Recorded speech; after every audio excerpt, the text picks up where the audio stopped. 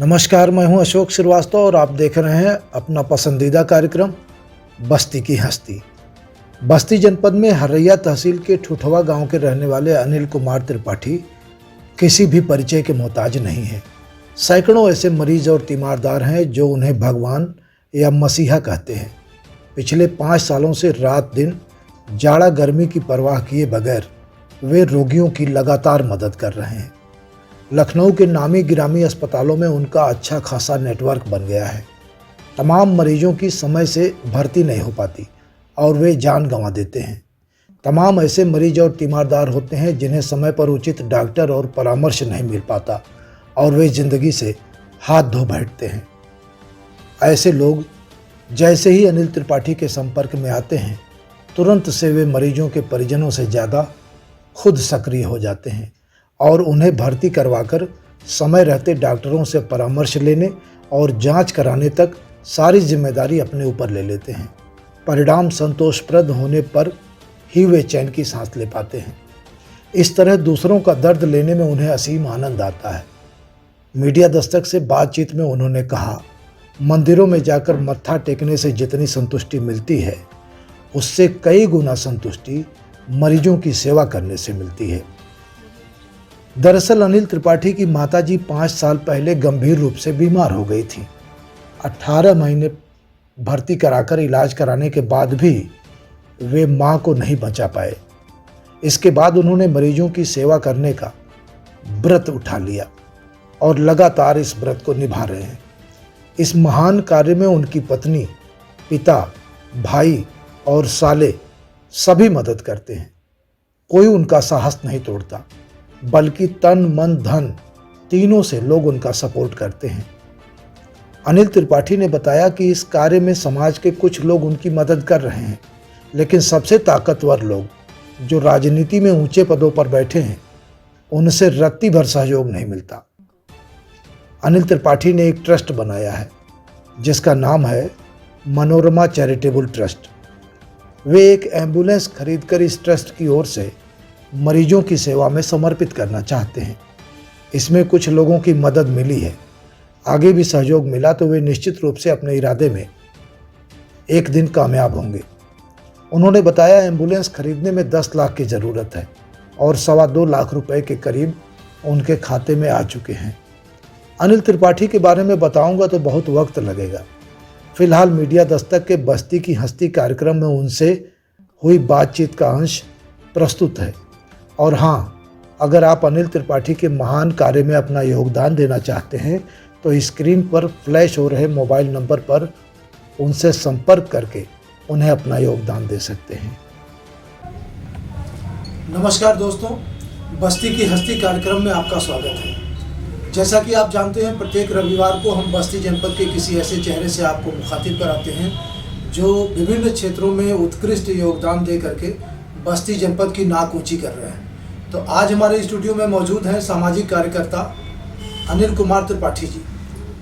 आप हरैया तहसील के ठुठवा गांव के रहने वाले हैं और पिछले कई वर्षों से समाज सेवा के क्षेत्र में सक्रिय हैं। दिन हो या रात, जाड़ा हो या बरसात, आपको इसकी फिक्र नहीं रहती। जब भी मरीजों को ज़रूरत पड़ती है तो आप मौसम की परवाह किए बगैर उसकी सेवा में लग जाते हैं। आप किस तरह से समाज सेवा करते हैं, परिवार का किस तरह सपोर्ट मिलता है, पब्लिक का या समाज का किस तरह सपोर्ट मिलता है, जो अपना मेडिकल इंफ्रास्ट्रक्चर है यूपी में उसका किस तरह सपोर्ट मिलता है और आपको कितना आनंद इसमें आता है, इन सभी सवालों के जवाब के साथ हम आपको रूबरू कराएंगे अनिल कुमार त्रिपाठी जी से। तो अनिल जी, हमारे स्टूडियो में आपका स्वागत है। हम जानना चाहते हैं अनिल जी कि समाज सेवा के क्षेत्र में आप कब से सक्रिय हैं? सर, समाज सेवा के क्षेत्र में 2017 से 5 साल तकरीबन हो गया आप समाज सेवा कर रहे हैं जी। तो हमारे दर्शक जानना चाहते हैं कि समाज सेवा का क्षेत्र तो बड़ा व्यापक है और अनलिमिटेड है, तरह तरह से समाज सेवा की जा सकती है, लोगों की मदद की जा सकती है। कोई पैसा दे के करता है, कोई मरीजों का इलाज करके करता है, कोई राशन पानी भेंट करके करता है। आप जिस विधा को आपने अपनाया है, किस तरह आप लोगों की मदद करते हैं? सर मेरा काम है मेडिकल क्षेत्र में, जैसे गांव देहात के हाँ। गरीब असहाय लोग, जैसे जिनको नॉलेज नहीं है कि हमें मर्ज क्या है, मुझे दवा कहाँ करानी है, किस हॉस्पिटल में जाना चाहिए, जी। उनको उस स्थान पे पहुंचा के, जैसे मेडिकल कॉलेज हुआ, SGPGI हुआ, वेदांता हुआ और लोहिया हुआ, जैसे सरकारी हॉस्पिटलों में ले जाते हैं। और मर्ज के जैसे मर्ज हमको पेशेंट को देखने के बाद ये पता चल जाता है कि ये इसको मर्ज क्या है, लगभग को ले जाके जो जैसे कि किसी ये पता चल जाए कि हार्ट का मरीज है, ये लीवर का है, ये किडनी का है, जिसका भी होता है उसको उस विभाग के जो अच्छे डॉक्टर होते हैं उनके पास ले जाते हैं और ले जाके उनको दिखाते हैं।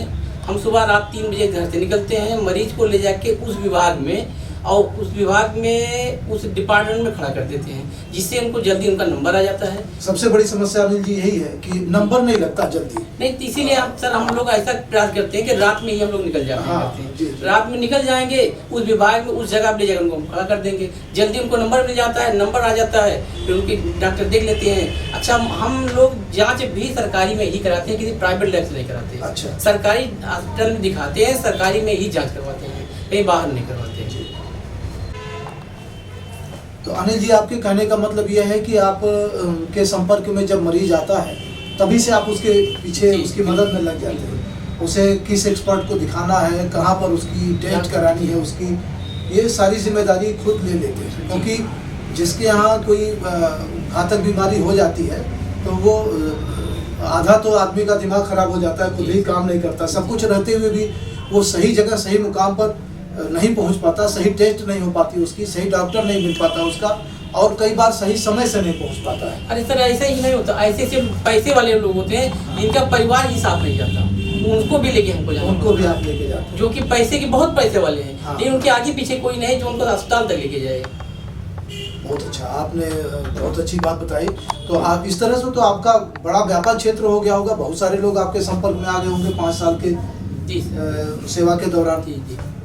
तो आप हमारे मरीजों को, हमारे दर्शकों को एक जानकारी ये दीजिए कि जैसे कोई आर्थिक रूप से कमजोर व्यक्ति अगर आपके संपर्क में आता है तो आप कैसे मदद करते हैं उसकी? जो आर्थिक रूप से कमजोर होता है उनको सरकारी बहुत सारी सुविधाएं हैं। हाँ। जैसे मुख्यमंत्री राहत कोष, प्रधानमंत्री राहत कोष, वहाँ से उनको अनुदान दिलाना और वहाँ दिलाते हैं। और उसके बाद कुछ समाज सेवी भी हैं कि जो भी आगे आते हैं उनकी मदद करते हैं, ऐसा नहीं है। इसको मतलब जो मुख्यमंत्री सहायता कोष से जो राशि मिलती है या समाज से जो मिलता है लोगों की मदद के लिए, तो आप इस काम को और सरल बना देते हैं। मतलब इसमें भी आप मदद करते हैं, उनका आर्थिक प्रबंधन भी आप देख लेते हैं कि पैसे के बगैर या किसी अच्छे डॉक्टर के पास जाने में देरी के नाते कोई मरीज मरने नहीं पाता है। प्रयास तो यही रहता है, कोई मरीज ऐसा ही प्रयास रहता है। आपसे एक सवाल ये है कि आपके घर वाले कैसे इतनी छूट देते हैं आपको? जैसे इसमें तो बहुत वक्त लग जाता है। आप बता रहे हैं कि रात में आपके यहाँ लोग पहुँच जाते हैं, रोते बिलखते परिवार वाले, और आप उनको लेकर के भोर में 3 बजे निकल जाते हैं PGI, मेदांता और बलरामपुर हॉस्पिटल। इसलिए होता है कि हम खुद इससे पीड़ित रह चुके हैं। अच्छा। हमारी माता जी थी जिनको हम 18 महीना 23 दिन मेडिकल कॉलेज, PGI जैसे लोहिया जैसे अस्पताल में लेके दौड़ते रहे। और उस समय क्या कठिनाई होती है, क्या कष्ट होता है आज मरीज को दिखाने में, जांच कराने, कहाँ जांच करीब से इसको देखा, मैं करीब से देखा हूँ, महसूस किया हूँ जी। और मैं अपनी माँ को नहीं बचा पाया। उसी के बाद मैं प्रण लिया कि मतलब समाज में और भी जो गरीब दुखी हैं, जो मतलब पैसे के बगैर या फिर जानकारी ना होने की वजह से जो अपना इलाज नहीं करवा पा रहे हैं, उनकी मदद की जाए। अनिल जी, इस तरह से तो दूसरों का दर्द आप पिछले कई सालों से ले रहे हैं। आपने बताया कि जब परिवार भी नहीं साथ देता है, ऐसे भी मरीजों के साथ आप खड़े होकर के उनका इलाज कराते हैं और बिल्कुल तीमारदार की तरह हॉस्पिटल में मौजूद रहते हैं, जांच कराने से लेकर के ऑपरेशन तक और उसको एडमिट कराने तक सब कुछ। तो आपको इसमें कितना आनंद आता है, कैसा महसूस होता है ये करने से, कितनी संतुष्टि मिलती है आपको? सर, लोग मंदिर मस्जिद जाते हैं, हाँ। जितनी संतुष्टि मिलती है उससे 100 गुना ज़्यादा मुझे संतुष्टि मिलती है। वाह, क्या बात आपने कहा। मरीजों की सेवा करके जो ज़रूरतमंद है जी, जब वो जिसका बच्चा, जिसका पति, जिसका बाप जो निकलता है, स्वस्थ होके निकलता है, तो ऐसी दुआएं देता है मुझे कि अब हम उसको व्यक्त नहीं कर सकते हैं। आपको इसमें आनंद आता है? जी जो उतना आनंद आता है जितना मंदिरों मस्जिदों में जा करके मत्था टेकने से नहीं आता लोगों को, वो उससे ज़्यादा आशीर्वाद और दुआएं आपको मिलती हैं, आपको आत्मसंतुष्टि होती है। जी सर। आप अभी माता जी की चर्चा आप कर रहे थे अनिल जी, आपकी माता जी को क्या हुआ था? हमारी माता जी को वाल की दिक्कत थी, उनको कई बीमारियां थी जिसकी वजह से उनको बचा नहीं पाया। उनको हेपेटाइटिस बी भी हो गया था, वाल भी दिक्कत है, हार्ट में भी दिक्कत है, कई ऐसी बीमारियां थी जो प्रतिरोधी बीमारियां थी। एक की दवा कराओ दूसरी बढ़ जाती थी, दूसरी कराओ तीसरी बढ़ जाती थी। हम जब उनको लेके गए पहली बार हॉस्पिटल में, डॉक्टर मुझे तभी बता दिया था कि ये बचेंगी नहीं, इनको ले जाओ घर। फिर हम कहे कि ऐसा है सर, ये हमारी माँ है, बचपन से हम इनके ऊपर लैट्रिन किए हैं, बाथरूम किए होंगे, खिलाए हैं, पिलाई हैं, तो इनको हम लेके नहीं जाएंगे यहाँ से। हम दवा कराएंगे, लास्ट स्टेज तक दवा कराएंगे, और हम घर ले जाके मरते हुए नहीं देख पाएंगे। हम हॉस्पिटल में रखेंगे, वो जाए चाहे जो हो जाए। कितने महीनों तक इलाज कराया आपने? इनका 18 महीना 27 दिन। तो ये घटना कब घटी? आपकी माँ ने साथ कब? ये 2016 में। 16 जी 2016 में घटी। और आपके ऊपर जो अनुभव हुआ हॉस्पिटल में दौड़ने का, घूमने का और अपनी माँ को खोने का, जो दर्द एहसास हुआ जिस बात का, आप इसी के बाद साल 2017 से समाज सेवा में आ गए। मैं वहाँ सर देखा गांव से अनपढ़ आदमी जो नहीं पढ़ा या पढ़ा लिखा भी होता है, वो आता है, उसको ये नहीं पता होता कि कहाँ पर्चा बनेगा, कहाँ फाइल बनेगी, नहीं होती, और कहाँ किस डॉक्टर को दिखाना है, किस वार्ड में जाना है, कहाँ जांच होगी, कौन सा लैब है, तो वो हम खुद भोग झेले हैं उसको। हाँ, तो जो भी आता है वो भी उसको झेलता है। इसलिए हम कहे कि ऐसा करें, आप कुछ माँ के लिए अपने करा जाए, तो हम इस सेवा में आ गए। तो आपको जो उस दौरान अनुभव हुआ, अब आप सोचते हैं कि उन दिक्कतों के ना हो, ये परेशानियां और किसी को ना हो। तो आपने अपना सारा समय, सारा वक्त, अपना पूरा लाइफ आपने गवर्नमेंट जॉब रिजाइन देके मैं इसमें आया हूँ। अच्छा, कौन से जॉब? मैं एचएल हवाई जहाज की कंपनी में जहाज बनाता था। आप जहाज बनाते थे? कौन सी कंपनी आपने बताया? HAL, हिंदुस्तान एरोनॉटिकल लिमिटेड, वो कानपुर में थी। माँ की जब इलाज का समय आया, दिक्कत हुई, तो मैं रिजाइन देके माँ की सेवा में आ गया। कब आपने वही 16 में रिजाइन किया? जी सर। सरकारी सेवा से सेवानिवृत्त होकर के आप लगातार रोगियों की और ज़रूरतमंदों की सेवा कर रहे हैं, उनका इलाज करवा रहे हैं, और पैसे के बगैर या किसी सही डॉक्टर के पास जाने के बगैर, जांच के बगैर कोई मरीज मरने नहीं पा रहा है। आप लगातार अहर्निश भाव से 5 साल से लगातार ये सेवा कर रहे हैं। अनिल जी, आपकी शादी हुई? जी सर। कब हुई शादी? हमारी शादी 2011 में। बच्चे? 2 बच्चे हैं। 2 बच्चे छोटे हैं दोनों। तो वक्त तो आपको अपने पिताजी को और परिवार में देने का बहुत कम आपके पास होगा। जैसा कि मैं अपने दर्शकों को एक बात और बताना चाहता हूं कि बस्ती की हस्ती कार्यक्रम पिछले 1 महीने से चल रहा है। 4 एपिसोड शूट हो चुका है और आपका अगला नंबर है। और पिछले 4 हफ्तों से लगातार अनिल जी का समय लेने की कोशिश की जा रही है, लेकिन आप समय दे करके नहीं आ पा रहे हैं। 2-2, 3-3 बार ऐसा हुआ कि आपने कहा कि आज सर आप इंटरव्यू हमारा ले सकते हैं, समय दे करके आप नहीं आए। किसी न किसी मरीज की कोई न कोई इमरजेंसी आ गई।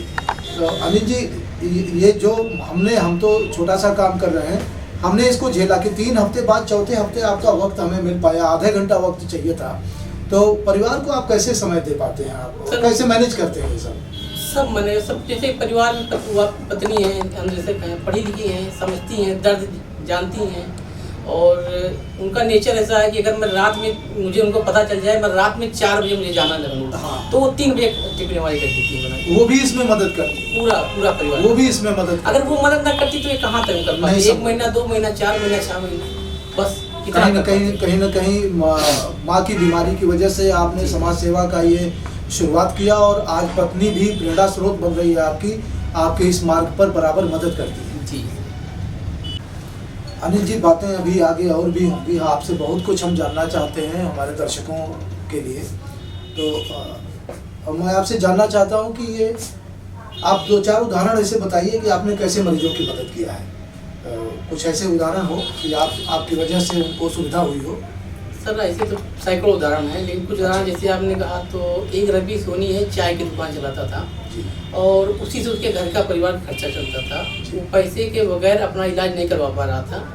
उसको हम ले गए SGPGI, और उसके दिल में छेद था, की पूरी मदद करके। क्या उम्र रही होगी उसकी? उसकी उम्र रही होगी सर 24-25 साल। अच्छा, उसके दिल में छेद था? जी जी। एक हमारे यहाँ एक निषाद है, वो मेडिकल में कई बार अनफिट हुआ और बहुत निराश हो गया। उसको हम ले गए, उसको भी SGPGI ले गए, उसका ऑपरेशन करवाए, ठीक हुआ। आज की डेट पहले सिपाही हुआ, अब वो दरोगा हो गया है। अच्छा, मेडिकल में अनफिट हो जा रहा था? जी जी, 5 बार अनफिट हुआ जी। तो उसके बाद हम ले गए, दवा लंबा ऑपरेशन चला, ठीक हुआ, आज दरोगा हो गया। फिर एक बच्चा अभी यहीं अपने पंडूर का था, पंडूर कप्तान ब्लॉक में आता है, उसके ट्यूमर था लीवर में, 5 साल का बच्चा था। अभी कुछ हफ्ते पहले उसका भी ऑपरेशन हुआ, ठीक हुआ, वो भी आया घर पे सक्सेसफुल। जी जी, सक्सेसफुल। अनिल जी, आप की बातों में ऐसा लग रहा है कि कई बार मरीजों के पास दवा का पैसा नहीं रहता है। आपने बताया चाय की दुकान चलाता था, कोई किराने की दुकान चलाता था, किसी के पास 3 बिस्वा केवल ज़मीन थी। तो कई बार अर्थ भी आड़े आता होगा, पैसे का प्रबंधन भी आड़े आता होगा, जिसके नाते मरीजों की जान को खतरा रहता है। तो ऐसी स्थिति में आप क्या करते हैं? क्या समाज से भी ऐसी मदद आपको मिल रही, चूँकि आपका नाम बड़ा हो गया है इस कार्य को करते करते, तो क्या समाज से भी मदद मिलती है या कैसे प्रबंधन करते हैं पैसे का, कैसी व्यवस्था? सर जैसे पैसे की बात है, पैसे की मदद हमको हमारे भाई साहब, बड़े भाई साहब जो कि पैसे से ठेकेदार हैं, सुनील त्रिपाठी जी, वो करते हैं, पिताजी करते हैं, और हमारे साले हैं राहुल शुक्ला जी, वो भी करते हैं।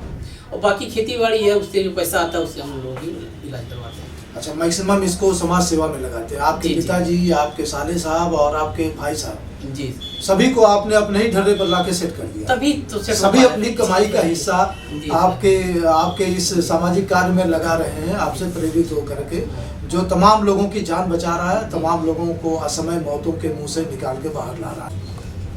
अनिल जी, हमारा अगला सवाल है, हम जानना चाहते हैं आपसे कि ये आपने जो एक बड़ा प्लेटफॉर्म बना रखा है सेवा का, तो आप इंडिविजुअली खुद ही कर रहे हैं, आपका परिवार मिलके कर रहा है, या आपने कोई संस्था बना रखी है जिसके जरिए ये काम आप कर रहे हैं? नहीं सर, पहले तो हम यही लोग करते थे। अच्छा। लेकिन अब जाके जब क्षेत्र बढ़ गया, मरीज की संख्या बहुत ज़्यादा हो गई, बड़ा हो गया, बहुत ज़्यादा हुआ, तो हम एक मनोरमा चैरिटेबल ट्रस्ट के नाम से एक ट्रस्ट बनाए, जिसका नाम है मनोरमा चैरिटेबल ट्रस्ट, और उसी नाम से हम एक फेसबुक ग्रुप बनाए हैं, जिसमें जो भी करीब 550 लोग जुड़े हुए हैं, और जिसको जो कि विभिन्न जिलों के हैं, उत्तर प्रदेश कई से बाहर के भी हैं, बहुत जिलों के हैं, जिनको जो भी दिक्कत होती है ग्रुप में लिखता है, और हम उसका तत्काल जो भी हमारे लायक होता है मैं उसकी पूरी मदद करता हूँ। और उसमें एक एम्बुलेंस हमको लेना है, जिसमें समाज के लोग भी आगे आ रहे हैं, मदद कर रहे हैं, लगभग 2 लाख रुपए तक मुझे भी आ गई। अच्छा, ये एम्बुलेंस ले करके आप पब्लिक को ही सपोर्ट करना? हाँ, ये हम लेंगे जो मतलब निःशुल्क, मतलब मरीज को यहाँ से मतलब आप तेल भराए अपना और लेके जाएगा मेडिकल, SGPGI, लोहिया जैसे अस्पतालों में दवा करवा के लेके आएगा, मरीज से कुछ लेना नहीं है उसमें। अनिल जी, जो एम्बुलेंस खरीदने की बात आपने कही कि एम्बुलेंस खरीद के आप मरीजों को ही समर्पित करना चाहते हैं, जिससे समय से उनको हॉस्पिटल तक ले जाने की सुविधा भी अपने ही पास मुहैया रहे, किसी दूसरे का न देखना पड़े। तो इसमें पब्लिक की मदद आ रही है आपके पास। तकरीबन कितने पैसे इकट्ठा हो गए? 2,03,700 कुछ रुपये है। एम्बुलेंस कितने में मिलनी है? हम लोग करीब जाएंगे 10 लाख रुपये में। 10 लाख रहेगी, तो इसमें लगातार लोगों की मदद आ रही है। हाँ, आ रही है। अच्छा, जो मदद आ रही है इसमें सबसे बड़ी बात यह है कि राजनीतिक व्यक्ति की मदद नहीं आ रही है, बाकी सबकी आ रही है। अरे वाह, क्या आपने अपना अनुभव बहुत अच्छा बताया आपने कि जिसके पास सब कुछ है, हाँ, राजनीति को जो अपने आप को नेता कहते हैं, हाँ, समाज सेवी कहते हैं, इनको छोड़ के बाकी लोग नहीं बता रहे। हाँ, वो एक लिबास पहन रखे हैं कि हम समाज सेवा के क्षेत्र में सेवा के ही नाते राजनीति में आए हैं। ऐसे लोगों की आपको मदद नहीं मिल रही है, समाज के लोग जो, जबकि वो लोग ग्रुप में जुड़े हैं और सेवा कार्य भी देख रहे हैं। ऐसा नहीं है, जो हमारा ग्रुप बना है मनोरमा, आपका सब कुछ सार्वजनिक, उसमें सार्वजनिक है, वो सारी चीजें देख भी रहे हैं, उसमें जुड़े भी हैं, उसके बाद भी वो न्यूट्रल है। मेहनत कश लोग ही अपनी कमाई का कुछ हिस्सा आपके एम्बुलेंस खरीदने के लिए योगदान दे रहे हैं। जी। तो क्या आप उचित समझेंगे मैं आपका नंबर फ्लैश कर दूं अपने स्क्रीन पर, ताकि कुछ लोग आपकी मदद कर सकें? बिल्कुल बिल्कुल। चलिए, तो आपका नंबर जो है हम स्क्रीन पर फ्लैश करेंगे, तो आपको एम्बुलेंस खरीदने में कुछ मदद मिले और दूर तक तमाम दर्शकों तक आपकी बात ये पहुँचे। अनिल जी, आपसे चर्चा आगे बढ़ाते हुए हम आपसे पूछना चाहते हैं कि जैसे अभी आप जवान हैं, आप सरकारी नौकरी से रिजाइन करके आप समाज सेवा के क्षेत्र में आए हैं और लगातार आप इसको करते जा रहे हैं। एक वक्त आएगा जब आपकी उम्र ढल जाएगी, आप और कोई काम नहीं कर रहे हैं जैसा कि आपने बताया, तो ये कब तक चलेगा, ये कब तक चलता रहेगा? जैसे जैसे शरीर ढलेगी, उम्र ढलेगी, तो आप उतनी उस वेग से आप ये काम नहीं कर पाएंगे। तो आपने इस क्या उद्देश्य बनाया, कब तक करेंगे इस समस्या? सर इसीलिए जैसे आप जो क्वेश्चन किए हमसे कि मतलब उम्र ढलेगी, ये एक दिन मुझे भी विचार आया कि जब मेरी उम्र ढलेगी तो जो मैं प्रक्रिया कर रहा हूँ, जो मैं लोगों की जो मुहिम चलाया हूँ, आखिर कब तक चलेगी। इसीलिए मैं ये ग्रुप बनाया हूँ जो मनोरमा चैरिटेबल ट्रस्ट बना। मेरे ना रहने के बाद अगला आदमी जो भी ट्रस्ट में वो आगे बढ़ाएगा। अभी तक संस्था तो रहेगी, संस्था आपने बहुत सही बात आपने कहा, आप व्यक्ति नहीं संस्था रहेगी, लेकिन क्या आप आपके नक्शे कदम पर कोई एक भी व्यक्ति 5 साल के अंदर आपको मिला जो आप जैसा काम करने के लिए सोचा हो या आपका मददगार हुआ हो? जी सर मिले हैं लोग? जी अच्छा, लोग हैं 5, 7, 10 लोग ऐसे हैं जो कदम पर कदम पीछे से लगा के चलते हैं हमारे साथ, ऐसा नहीं है। अच्छा, आपकी टीम बन चुकी है। जी मतलब आपके रहने और न रहने पर भी ये सेवा लगातार जी। जारी रहेगी। आप एक ऐसा प्लेटफॉर्म बना रहे हैं। जी। अनिल जी, हमारे दर्शकों को क्या आप बताएंगे कि एम्बुलेंस खरीदने में कुछ खास मददगारों के नाम आप बता सकते हैं? जी सर, आप बताएं। जैसे योगेश सिंह जी हुए और धनीश त्रिपाठी जी हुए और ओझा जी, सुनील ओझा जी हुए जी, और देवधर दुबे जी हुए और दिनेश पांडे जी भी हुए, जी, सुभाष त्रिपाठी जी हुए, गुरु जी, अरे तमाम लोग हैं। ऐसे तमाम लोग। बहुत सारे। ये लोग आपके अकाउंट में पैसा दे रहे हैं? नहीं, ये ट्रस्ट के अकाउंट में दे रहे हैं। हाँ, वही ट्रस्ट के अकाउंट में दे रहे हैं। आपने ट्रस्ट का अकाउंट नंबर सार्वजनिक किया होगा? जी जी, और उसमें लोग ट्रांसफर कर जी। अनिल जी, इसमें कोई शक नहीं, आप बहुत अच्छा काम कर रहे हैं और आपकी जितनी सराहना की जाए, सराहना क्या, आप पूजनीय हैं, समाज के लिए आप वंदनीय हैं। आप जैसा काम करने वालों की संख्या बहुत कम है, नगण्य है। कोई दूसरे का दर्द लेना नहीं चाहता और आप दूसरे का दर्द अपने सिर पर ले रहे हैं। मौसम की परवाह किए बगैर, रात दिन की परवाह किए बगैर मरीजों की लगातार सेवा कर रहे हैं। हम आपसे ये जानना चाहते हैं कि आप हमारे बस्ती जनपद वासियों को या जो लोग आपसे जुड़े हुए हैं या जो देश भर में तमाम सामाजिक कार्यकर्ता हैं, आप उनको क्या संदेश देना चाहते हैं? मैं सभी से एक ही चीज़ कहूँगा, अपने लिए तो हर कोई जीता है, समाज के लिए जिया जाए उसको जीना कहते हैं। और खास करके युवाओं से कहेंगे कि आप लोग भी आगे हैं और समाज के लिए जिए। अपने लिए हर कोई कर रहा है, हम लोग मिलके समाज के लिए किया जाए। कोई कुछ लेके आया नहीं है, कुछ लेके कोई जाएगा नहीं, सब यही रह जाएगा। तो दोस्तों, एक अच्छा संदेश अनिल कुमार त्रिपाठी सामाजिक कार्यकर्ता की ओर से। कोई कुछ लेकर आया नहीं है और कोई कुछ लेकर जाएगा नहीं। हम जो कुछ हम पैर यहाँ खड़ा कर रहे हैं, सब कुछ यहीं पर छोड़ करके इस दुनिया से चला जाना है। तो बने रहिए मीडिया दस्तक के साथ। हम इस तरह फिर अगले रविवार को एक नया चेहरा लेकर के सामने आएंगे। तब तक के लिए नमस्कार। अनिल जी, आपने बहुत वक्त दिया हमको, इसके लिए आपको शुक्रिया।